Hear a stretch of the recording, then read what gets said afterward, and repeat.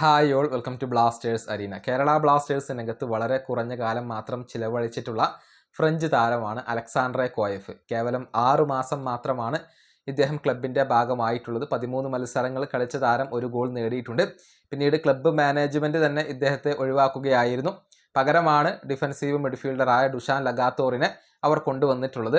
ആ വിഷയത്തിൽ വലിയ വിമർശനങ്ങൾ കേരള ബ്ലാസ്റ്റേഴ്സ് മാനേജ്മെൻറ്റിന് ഏൽക്കേണ്ടി വരികയും ചെയ്തിരുന്നു.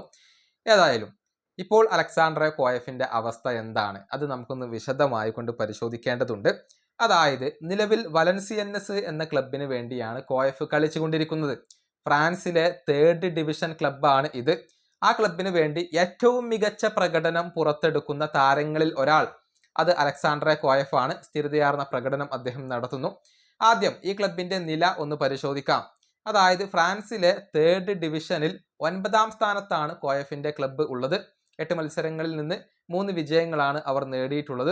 11 പോയിന്റാണ് അവർക്കുള്ളത് എന്ന് പറയുമ്പോൾ ഒരു ആവറേജ് പ്രകടനമാണ് കോയഫിൻ്റെ ഈ ഒരു ക്ലബ്ബ് നടത്തുന്നത്.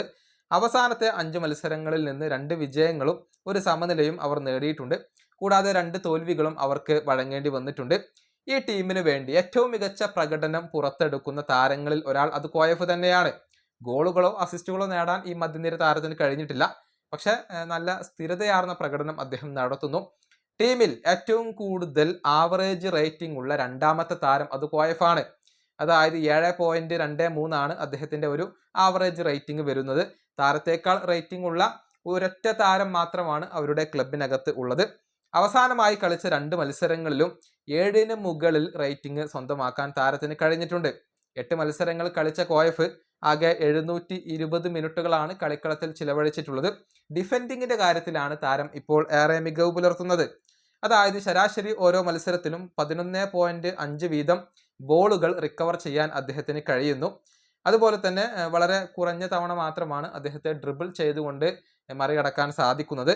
ഓരോ മത്സരത്തിലും ശരാശരി 3.8 വീതം ക്ലിയറൻസുകൾ നടത്താൻ അദ്ദേഹത്തിന് കഴിയുന്നു എന്ന് പറയുമ്പോൾ ഡിഫെൻഡിങ്ങിന്റെ കാര്യത്തിൽ മികച്ച പ്രകടനം അദ്ദേഹം നടത്തുന്നു. ഡുവലുകളുടെ കാര്യത്തിലും ഏരിയൽ ഡുവൽസിന്റെ കാര്യത്തിലും നല്ല രൂപത്തിൽ അദ്ദേഹം കളിക്കുന്നുണ്ട്. ഏതായാലും ഫ്രാൻസിലെ 3rd ഡിവിഷനിൽ മോശമല്ലാത്ത പ്രകടനമാണ് കോയഫ് ഇപ്പോൾ നടത്തിക്കൊണ്ടിരിക്കുന്നത്.